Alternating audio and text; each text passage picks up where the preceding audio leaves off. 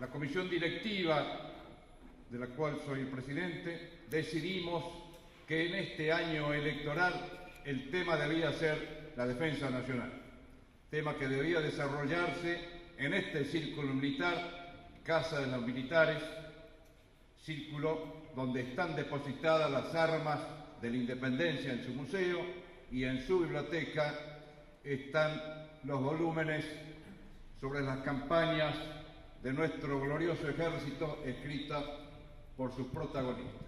¿Qué mejor lugar que este para desarrollar los temas de defensa nacional? En la primera jornada disertó el fiscal, el doctor Jorge Dilelo. Fue la base sobre la cual comenzamos a trabajar, porque el doctor Dilelo elaboró un informe sobre la situación de indefensión de nuestro país, el estado en que se encontraban las Fuerzas Armadas, y es el único documento que fue presentado a las autoridades correspondientes. Esa fue la base de nuestro inicio en las jornadas. En la segunda jornada estuvo el diputado Carlos Fernández, vicepresidente de la Comisión de Defensa. En la tercera jornada estuvo el doctor Esper. En la cuarta jornada estuvo el senador Pichetto.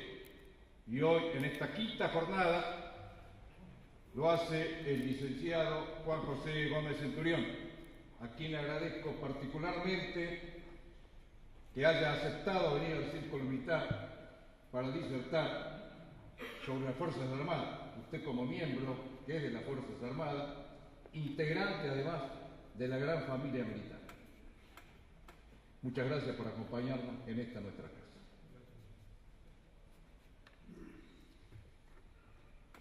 Como integrante de las Fuerzas Armadas, seguramente compartimos las mismas inquietudes.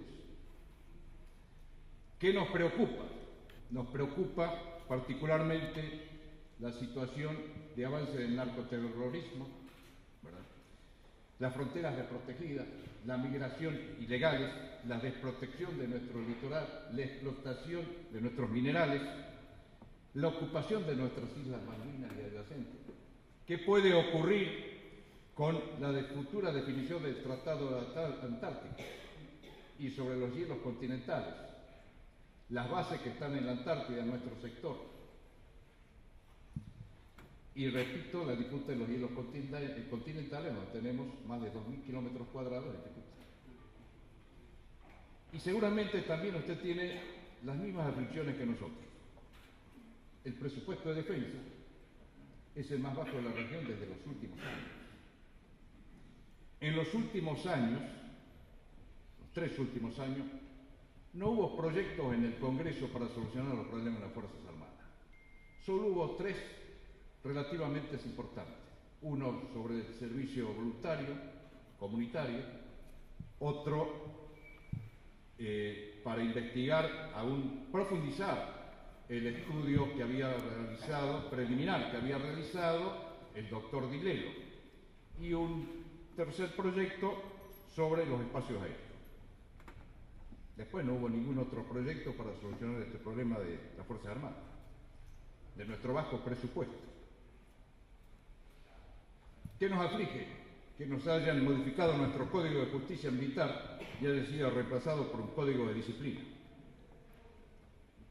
Nos aflige que nuestra obra social esté en manos de personal civil. Nuestra caja de retiros y pensiones en la misma situación. Y nuestra educación también fue modificada. Y por supuesto, como integrante de la familia militar, nuestro salario es el más bajo. Aún estamos esperando que se cumplan las promesas del llamado o denominado blanqueo y el incremento que nos corresponde. Todas estas acciones nos demuestran particularmente, pienso así, la vigencia de un consenso político para que todas estas actividades subordinen a las Fuerzas Armadas, desprestigiando al personal militar, porque no se les da la oportunidad de conducir las instituciones que le corresponden. Particularmente nos preocupa la situación de nuestros camaradas detenidos, de los cuales en los últimos años fallecieron más de 500. Y en la gestión de este gobierno, más de 160. Usted, que hasta hace muy poco tiempo formó parte de este gobierno, seguramente conoce con mucho más profundidad los motivos por los cuales las Fuerzas Armadas se encuentran en este estado de indefensión. Muchísimas gracias por haber aceptado esta participación. En general, muchas gracias por la recepción, lo mismo que al coronel Ricarriet. Tantas veces, tantos años, tantas presentaciones, mi coronel, muchas gracias. Estoy en mi casa. Este círculo militar me veo corretear desde niños con mis tíos abuelos coroneles, viejos, tío Miguel y el tío Rafael, que me traían al último piso de este círculo militar, donde los señores se sacaban el saco y jugaban al billar, cosa que ya no existe. En este círculo militar me casé el 10 de diciembre del 81, 3 meses antes de ir a Malvinas. En este círculo militar se casaron 2 de mis 3 hermanos, con lo cual forma parte un poco de mi vida personal. Así que además del honor de tener la invitación como socio del círculo a exponer en mi condición de precandidato, el placer personal de siempre recorrer estas queridas paredes. Cuando volvimos de Malvinas, en el año 83, cuando adentro de las instituciones estaba prohibido hablar de Malvinas, porque había un proceso de olvidar el fenómeno de Malvinas, mi primera charla en Malvinas en el continente la di en este salón, con un montón de agregados militares de otros países escuchándonos, organizada por el Círculo Militar. Bueno, memoria.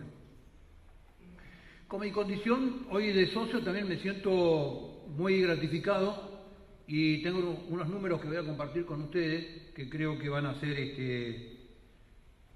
un absoluto aliciente a mi condición de candidato a presidente de la Nación.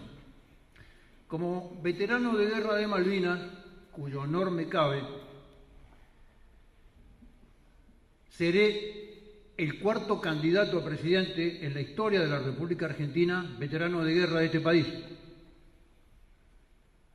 Las 3 candidaturas anteriores fueron exitosos presidentes de esta nación. 2 veces el general Julio Argentino Roca y una vez el doctor Roque Sáenz Peña, como veterano de la Guerra del Pacífico, oficial peruano. Así que en 4 de 3 candidaturas tengo el 75% de posibilidades de ser electo presidente.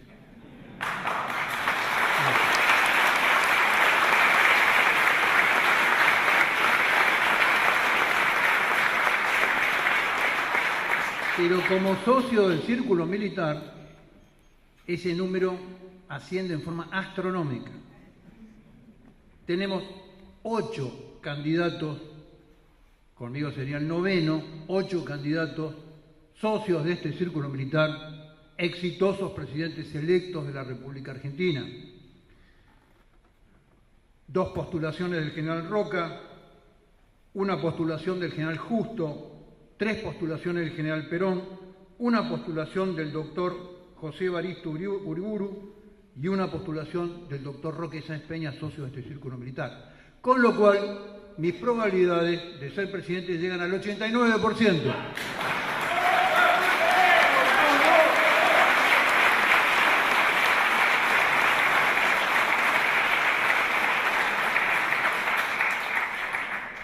Bueno, ahora que hemos jugado un poquito con la historia y con los números y ya la tribuna está apasionada, podemos empezar a conversar. ¿Qué vamos a hacer hoy? Simplemente con mi equipo, con este equipo que viene trabajando desde el año 2013 en deshacer un fenómeno regresivo y, como dice ahora la ciencia moderna, deconstruido, como era el modelo de la defensa argentina, venimos trabajando en un proyecto. Ese proyecto tiene un contexto político. Entonces, la exposición de hoy consta de... ¿Dónde está? Buena puntería, hay que darle justo al... acá. ¿Avanzamos?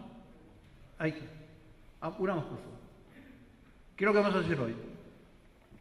4 módulos muy cortos, muy contundentes, muy explicativos de lo que queremos decir. En general, somos bastante claros, precisos y directos cuando decimos las cosas. Un módulo de introducción que va a estar a cargo mío, donde yo voy a dar el encuadre, si se quiere, político, de carácter internacional y nacional del proyecto que vamos a contar ahora. Y después 2 módulos que son conceptos básicos de este proyecto y las 14, 15 medidas concretas que estamos proponiendo en términos de plan de defensa para un gobierno. Esos 2 módulos van a estar a cargo de los coroneles Hugo Pierri y Jorge García Mantel, que han sido las cabezas del equipo de trabajo que viene haciendo este desarrollo desde el año 2014, para yo terminar en una breve síntesis de reflexiones finales. Vamos, por favor.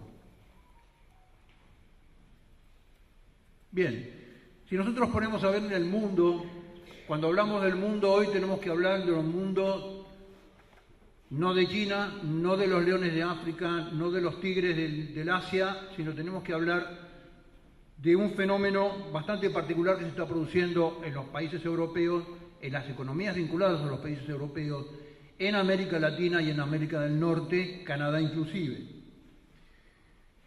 La última década signada, o los últimos 15 años signados por el proceso de globalización, dulce proceso de globalización que Fukuyama denominaba el fin de los tiempos, y que comandaba Estados Unidos, Europa lo había asimilado desde su punto de vista comercial y cultural, proveniendo de una cultura bastante afín como los Estados Unidos, como era la cultura del capitalismo de mercado y la democracia.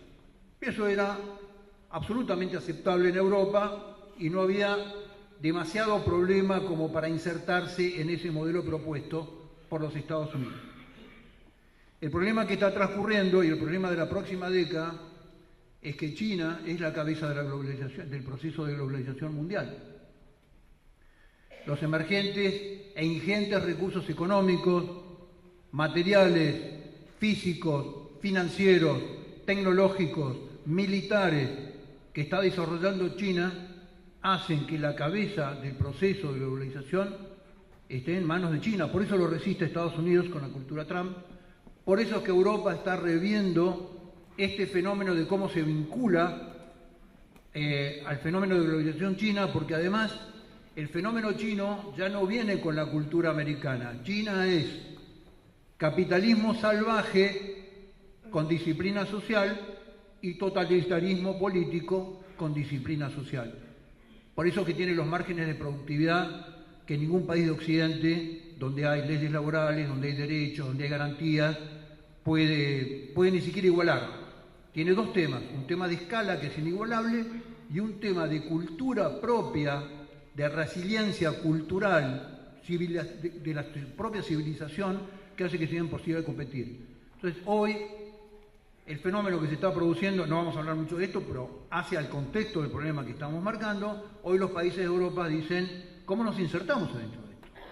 Esto va a contrapelo de los últimos 15 años, y si en este proceso global nosotros entramos económicamente débil y culturalmente débil, nos destroza.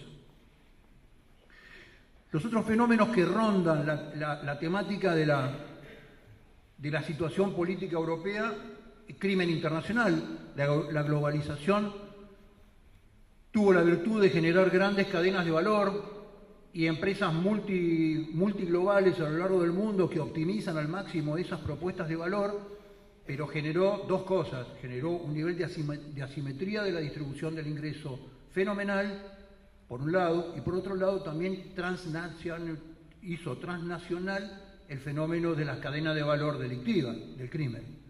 Los crímenes hoy son de naturaleza global porque la cadena de valor criminal es global. Empieza con un negocio de oro en África todo un ciclo de intercambio de distintas piezas, pasa por droga, pasa por armas, pasa por personas y termina en un circuito de lavado de dinero en algún paraíso fiscal. Voy muy rápido con esto porque no es el objeto de la presentación, pero para que nos dé un contexto político de qué estamos hablando en el desafío que viene. Los otros que ven los países europeos con preocupación, que de Brasil con preocupación también, es un crecimiento desmedido y desordenado de la administración pública. Después vamos a hablar 2 minutos en la diferencia entre Estado y administración pública. Este aumento de la administración pública deriva de muchísimos años de una conciencia naif, de generación de derechos sin obligaciones, de altos procesos de inmigración que empiezan a tomar los mismos derechos y una administración pública con un nivel de servicio que es imposible de mantener. El proceso de inmigración descontrolada, a cada uno lo ataca de algún lugar. A los europeos lo atacan en forma histérica porque tienen África en la frontera del otro lado del Mediterráneo, con toda una cultura interna que dice, pobres africanos, dejémoslos entrar, y hoy nuevas voces de la política que dicen, momentito, pongamos un límite a este fenómeno porque van a ser los nuevos modelos de conflicto de los 10 años que vienen van a ser de naturaleza étnico y migratoria. De la globalización China-Estados Unidos ya hablamos algo, la corrupción política es otro fenómeno global, ya es transnacional, no solamente por cultura, sino por lo que los negocios de corrupción van de país a país. El fenómeno, creo, más significativo es Brasil con Odebrecht, que corrompió a todos los países de la región, una empresa que se había especializado en generar negocios con la política y hizo obras en todos los países de América Latina. El único lugar donde tiene la causa retrasada, ¿dónde es? En Argentina. En todo el resto de los países la causa se avanzó, los empresarios están presos, las declaraciones están tomadas, el único lugar que está retrasado es Argentina. Y por último, el tema del aborto y la ideología de género, que hay veces que parece que fuese simplemente un vetusto tema cultural a sostener. En Europa hoy la preocupación es un fenómeno de naturaleza cultural. Si Europa tiene que entrar a modelos culturales muy agresivos, debe afianzar su propio modelo cultural. Los modelos como el aborto, que son sistemas, modelos, estrategias que van a tasas de natalidad negativa, por un lado, y la ideología de género, que es un modelo absolutamente destructivo de la familia, preocupa hoy seriamente en la política europea para decir cómo se revierte esto. Nos preguntan a nosotros cómo hicieron ustedes para frenar el aborto. ¿Por qué? Porque están viendo sociedades que han perdido su fe y su capacidad de trascender en la historia, que han perdido su vocación de reproducirse, que tienen tasas de natalidad negativos, que han aceptado miles de millones de inmigrantes y por cada francés nacen cinco árabes y ven el futuro de esa nación con muchos problemas. De toda esta máquina de diagnósticos surge, pasamos por favor, nuevas cajas de herramientas a los sistemas políticos. Cuando decimos nuevas cajas de herramientas, claramente lo que estamos diciendo es que estamos en un paulatino derrumbe del sistema político correcto, europeo, por ejemplo, y en términos transnacionales también, de ese viejo y querido mito progresista de los 70, 80 y hasta de los 90, que hablaba de la desaparición del conflicto. Este mito progresista que tenía como un foco de expresión política las fuerzas vinculadas a la socialdemocracia. La socialdemocracia prometía una cultura de naturaleza izquierda gramsciana por un lado y por otro lado una economía de mercado absolutamente capitalista, ¿no? En cualquier café de Buenos Aires eso se titula corazón a la izquierda, bolsillo a la derecha. Bueno, este modelo ha llegado a un límite para resolver problemas y para poder dar las pautas de cómo lo va a solucionar para adelante. Y es por eso que en Europa, y es por eso que en América, y es por eso que en Estados Unidos aparecen las derechas con las cajas de herramientas típicas de la derecha que te dicen control del diseño del Estado, control de la administración pública, fronteras, migración, seguridad, defensa, etcétera, etcétera, etcétera. Los temas que han estado siempre escondidos bajo 4 llaves en las cajas de herramientas de los partidos de la derecha. Vamos a la de Argentina. Sí. Nosotros decimos que Argentina tiene como 40 años de secuestro, está secuestrada por un sistema de fracaso sistemático. El mito progresista en Argentina también existe. También existe. Lo vamos a describir un poquito. Ese mito progresista que culturalmente nos dice, por ejemplo, no a la carrera de galgos, por un lado, porque es un acto absolutamente poco humanitario hacer correr a los perros, y por otro lado te quiere poner la ley del aborto diciendo maten los chicos hasta los 6 meses, no me importa, ¿no? Este lavarropa gramsciano cultural que es tan complejo de manejar porque a veces hay que explicar lo que es de sentido común y hay que explicar lo absurdo, tuvo como dos vertientes en su modelo de aplicación económica. La vertiente del mercado en el capitalismo financiero y el modelo populismo estatista, que termina siendo capitalismo de amigos, que es un circuito.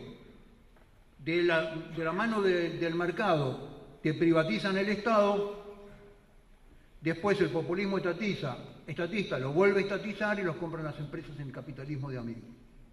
Lo que hemos tenido en la Argentina es el modelo europeo, pero mucho más trucho, a lo argentino, y que ha generado lo que vamos a ver después, la catástrofe que vamos a ver después.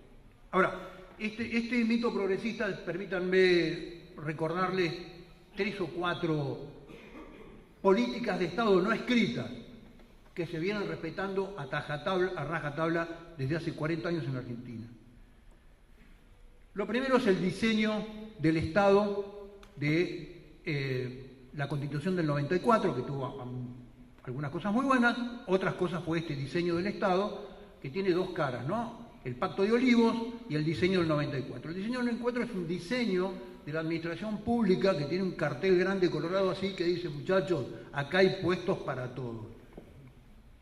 Cuando son oficialismo, están estos puestos, cuando son oposición, tienen todos estos puestos para repartirse. Detrás de eso, que creyó constituir una carrera política para que se generen funcionarios políticos de carrera, lo que generó es una distribución de puestos que ahora vamos a ver en algunos momentos que es insostenible. Por ejemplo cortísimo, Presidencia de la Nación con jefatura de gabinete adentro, institución desarrollada a partir de la Constitución del 94, tiene 2.200 personas. Bueno, eso no es lo que es poco, mucho. La última nómina del gobierno, escrita, mostrada por un especialista en este tema que me lo mostró, la última nómina del gobierno de don Hipólito Yrigoyen, semanas antes de caer, cuando digo nómina era la liquidación de sueldos por escrito, de la quinta economía del mundo, tenía 270 empleados, sin computadora, sin trolls, sin internet, sin fotocopiadora, papel, tinta y secante. Entonces lo que digo, hay una evolución de ese 250 a los 2100 que uno dice cuál es el monstruo que estamos creando. La otra política de Estado clarísima, no se me aburran porque ahora viene lo mejor cuando vengan los coroneles. La otra política de Estado que se constituyó como un modelo de religión laica es el relato de los 70. No se caigan las cosas. El relato de los 70 operó durante todos los últimos 40 años como la religión laica del Estado, ante lo cual, como era un dogma, nadie podía contradecir. Los desaparecidos fueron 30.000 y aquel que dijera que no eran 30.000 merecía ser echado, fusilado públicamente por todos los medios y nunca más podía volver a la administración pública. Esto, además de ser una mentira histórica, comprobada, punto terminado, sigue todavía, hay gente que dice, pero simbólicamente son 30.000, entonces uno le dice, pero la matemática es simbólica, no la aritmética. La aritmética no es simbólica, la matemática sí. Bueno, es inexplicable. Ahora, ¿qué generó este modelo? Este es uno de los puntos cruciales del relato de los 70 para llegar a lo que vamos a llegar después, que es el Estado fallido y el Estado abolicionista. La otra política de Estado no escrita, pero grabada a sangre en este modelo del mito progresista, es el déficit fiscal. Los estados no pueden, los gobiernos no pueden, a esta estructura que le deja la Constitución del 94, no la pueden sostener con impuestos. Suben cada vez más los impuestos, pasan como 70 veces la curva del Laffer que declaman los economistas todos los días y no pueden sostener esa estructura. Entonces, el déficit fiscal es sistemático. Como el déficit fiscal del Estado es sistemático, cada 8 o 10 años lo que genera es una crisis financiera que genera devaluación, por un lado, caída del Producto Bruto Interno Per cápita, por otro lado, y 1 millón de personas detrás del límite de la pobreza. Y la última pauta, no escrita, pero que también fue política de Estado, es tomemos deuda. Se tomó 2 tipos de deuda, la deuda interna a través de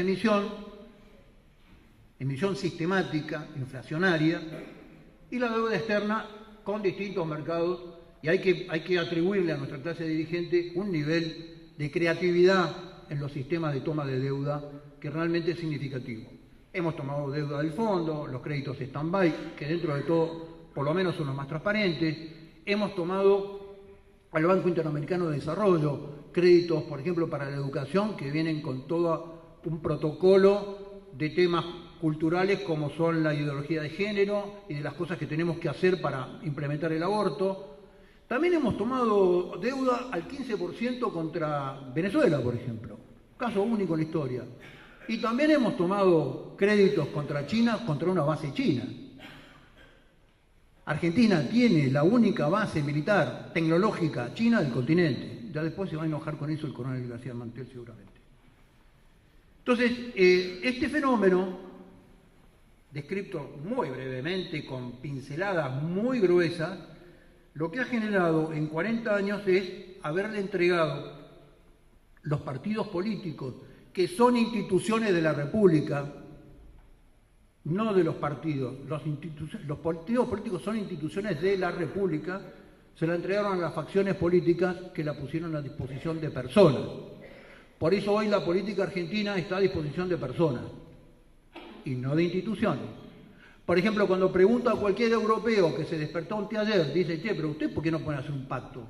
Podemos hacer un pacto de la Moncloa de acá para adelante, ponerse de acuerdo. ¿Saben por qué? Porque no hay partidos políticos. Porque no hay instituciones que sean capaces de garantizar el ejercicio de un pacto en N cantidad de tiempo. Porque lo que queda de ese sistema son personas. El cierre. Bueno, ¿cuáles son algunas de las consecuencias de esto que acabo de describir muy brevemente, que venimos a modificar? Las consecuencias, claramente, este fenómeno de abolicionismo del Estado disfrazado de secuencias garantistas, esto es 40 años de abogar la inocencia de la víctima, teóricamente, del relato de los 70 y de cualquier víctima que ocurra en la calle en manos de un victimario sistemático que es el Estado. Con lo cual el Estado ha pasado a ser un organismo con tan alto sentido de la autolimitación en materia de investigación, en materia de generar inteligencia criminal, análisis de amenazas, vincular análisis de amenazas externas con las internas, que prácticamente, como vamos a ver en el punto siguiente, es un Estado fallido. Un Estado fallido es aquel Estado que no tiene la capacidad de sostener el monopolio de la fuerza legítima en cumplimiento de la ley adentro de su territorio, definición hoja número 1 del Manual del Estado. Esto lo perdió el Estado Nacional hace muchísimo tiempo. Cuando en la Argentina no se puede jugar Boca River en el barrio de Núñez porque 2 bandas no dejan jugar el partido, el Estado argentino tiene un problema. Cuando en la Argentina la prefectura, para entrar adentro de una reserva mapuche, tiene que ser palpada de armas, el Estado perdió toda posibilidad de ejercer el derecho de la fuerza legítima. En este país hace muchos años que los patos les tiran a la escopeta y no va a terminar bien. Otra de las dualidades, de las consecuencias de esto es un Estado desinvertido y la administración pública sobrecosteada. Es la cosa del elefante que poníamos adelante, un enorme sistema burocrático administrativo para generar puestos para la política y el Estado, que son los fierros el Estado, que son la garantía en el tiempo de la constitución de esta nación argentina, en el tiempo, la seguridad, la defensa, la investigación científica, caminos, puentes, etcétera, etcétera, etcétera, absolutamente desinvertida. El delito organizado. Argentina es un país que hace 20 años que está manejado por 15, 20 mafias. Frente a ese fenómeno del delito organizado, se le opone el Estado totalmente desorganizado, parcelado, fraccionado, compartimentado, sin organismos que logren reunir la estrategia del problema y tomar al delito organizado como un agente estratégico que está operando sobre todas las líneas de Argentina y sobre todos los niveles de la conducción argentina. Esto es muy grave. Hace 4 años que se le ruega al Ministerio de Seguridad que nombre y active el director de inteligencia criminal del Ministerio de Seguridad, que es el órgano de inteligencia criminal con el cual las fuerzas de seguridad tendrían que estar operando. Al delito organizado se lo combate con inteligencia, no con controles, no poniendo gendarmes en las esquinas. Bueno, esto todavía no pasa. Y por último nos venden un Estado presente con el que el integrismo apuesta, ¿no? Cuando dice está presente es que está repartiendo algo, luego de haber aniquilado la economía real. Los gobiernos aniquilaron la economía real y después ponen al Estado a repartir plata y caja, ¿no? Como decía una vieja película que veían algunos de los señores que están acá en Apocalipsis Now, dice, primero te tiran la bomba y después te reparten curitas. Esto es lo que estamos viendo desde el punto de vista de gestión gubernamental en los últimos tiempos. Pasamos a la otra muy brevemente porque agreguémosla, ponerla completa. Muy bien, ahí saca la última para que se vea más o menos las fechas. Ahí lo que nosotros estamos diciendo, hay un derrotero en el proceso de la defensa argentina, un proceso que aquel Estado modelo inicial de la Argentina lo entendió con mucha claridad, con el modelo Richieri, donde ese Estado era capaz de... Ese Estado no solamente tenía un modelo de defensa que estaba vinculado a los mejores conceptos, al mejor armamento, al mejor diseño de todos los estados del mundo, sino que además tenía la mejor educación pública, gratuita y obligatoria de todo el continente, un Estado que había hecho desaparecer el analfabetismo, un Estado que tenía las mejores políticas de asistencia médica, etcétera, etcétera, etcétera. Esto va decayendo en el tiempo, los procesos Segunda Guerra Mundial y la Guerra Fría van trayendo un deterioro. Argentina cambia su situación con el exterior y acá me parece que hay cosas significativas. La crisis económica producto del deterioro de las relaciones de intercambio en Argentina y en el mundo en este momento pegaron muy fuerte. Generó un golpe durísimo a la política, las Fuerzas Armadas salieron de sus roles tradicionales y fueron un rol político que no les cabía, y este proceso termina con la Guerra de Malvinas, que termina toda una etapa en este proceso. En la pérdida, de lo que mi equipo llama la pérdida progresiva de las capacidades, todo un nuevo plexo normativo, las crisis internas de las Fuerzas Armadas, especialmente el Ejército, una aparente empatía del Estado con sonrisa política, pero sin ningún medio, y este es el concepto rector de este proceso. Se ajusta por presupuesto, no se diseña un nuevo sistema, no se piensa en nuevos sistemas, no se es capaz de soñar un nuevo modelo. Lo único que se hace es ajustarlo por presupuesto. Colapso del sistema lleva a los últimos años en donde ya el proceso de politización fue bastante más acabado, bastante más atrevido y bastante más insolente. Las Fuerzas Armadas sin roles, desde las directivas del Ministerio de Defensa, teníamos Fuerzas Armadas que al único lugar donde podían disparar parados en la frontera era para arriba. Un absurdo intelectual realmente complejo. Procesos humillantes para las propias Fuerzas Armadas. Y ya llegamos a un sistema donde prácticamente de indiferencia, la defensa planteada como una planilla de cálculo, y los presupuestos más bajos de la historia, como refería recién el señor general. Ahora, yo con esto cierro y les paso acá a los dos coroneles la batuta.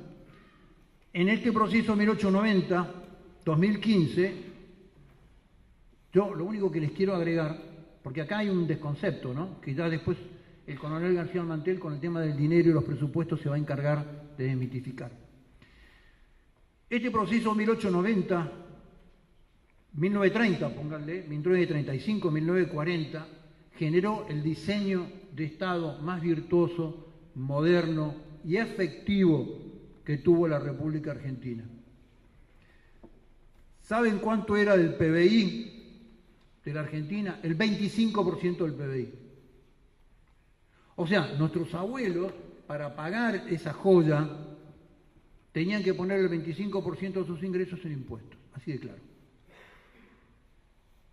Este Estado fallido, gordo, incapaz de cumplir con su misión, que no da educación de calidad, que no da atención pública, que no da defensa, que no da moneda, que no da...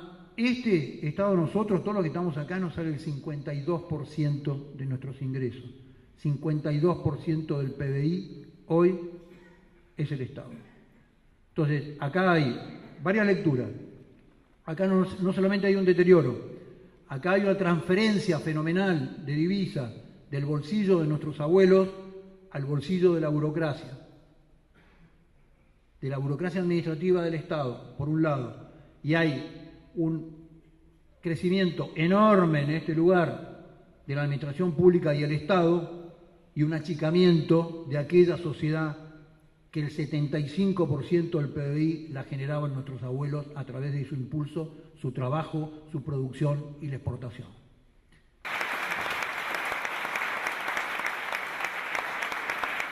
Bueno, si lo dejamos al coronel García Mantel, estamos mañana a la mañana todavía describiendo problemas. Gracias, Jorge, por el conocimiento y la pasión. Yo quiero cerrar en forma muy breve para pasar a las preguntas de ustedes. Han visto el diagnóstico, han visto el problema. Tenemos claro la necesidad del rol de la defensa y el rol que la defensa cumple dentro del Estado Nacional. El Estado Nacional es el garante de la constitución histórica y del desarrollo histórico de la nación argentina. Con lo cual, tenemos el mejor equipo, sabemos lo que hay que hacer, hace tiempo que lo estudiamos y estamos dispuestos a hacerlo. Ahora queremos escuchar las preguntas de ustedes. La inconstancia y la improvisación de la política exterior argentina no podía pasar por otro lado, lamentablemente. ¿Qué quiere decir eso? Que arrancamos en el 83, 84, con un supuesto acuerdo con la Unión Soviética para instalar una serie de submarinos, de boyas y sonares antisubmarinos en el Atlántico Sur, que no fue implementado, política del canciller Caputo, no se logró implementar porque realmente era un mamarracho el proyecto. Continuó con los ositos Winnie Pooh y la política de acercamiento a los isleños, retomando la política de acercamiento a Malvinas del año 60, de la década del 60, década del 70, época de las relaciones carnales. De ahí giramos violentamente y en poquitos años pasamos a ser los mejores amigos del mundo de Irán vía Venezuela, con lo cual la política de reclamos en Malvinas se hacía en Naciones Unidas por parte de la Presidencia ante el Comité de Descolonización de Naciones Unidas, que no funcionaba desde el año 67. Se lo hacían abrir para que vaya a dar un discurso.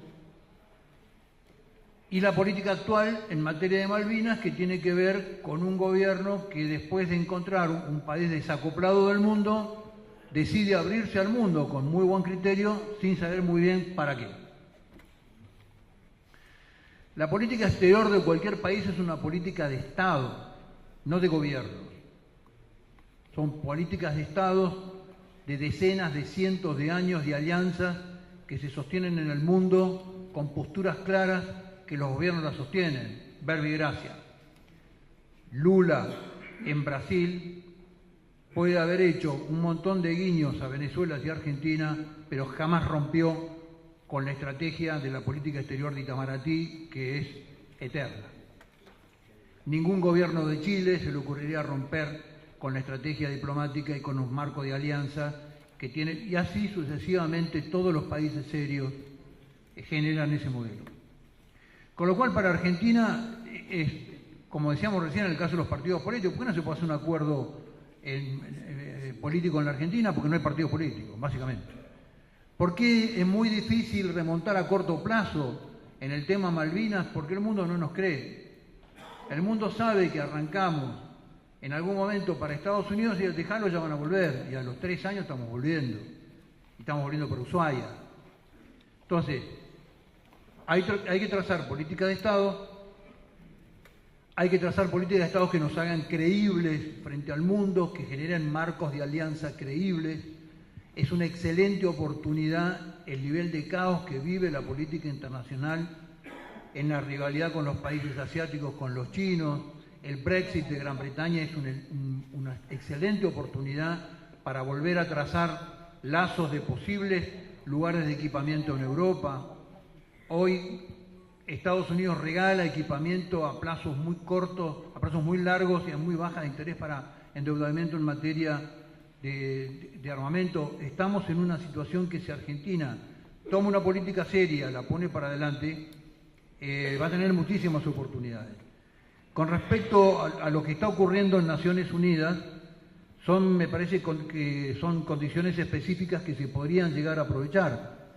Ahora, Cancillería está más preocupada, y no lo digo en deterioro del canciller, digo como una visión estratégica de Cancillería, está más preocupada en hacer acuerdos petroleros que traigan divisas petroleras con los británicos en lo que nosotros consideramos mar argentino que en este tipo de políticas. Y ya se les ha advertido de todos los planos. Nosotros de ENOS hemos también lanzado un documento diciéndole que hay acuerdos petroleros en la zona de las islas que lo pueden llegar a considerar en un futuro a Gran Bretaña país ribereño, con lo cual lo va a complejizar en la disputa diplomática argentina. Entonces, es un país sin estrategia.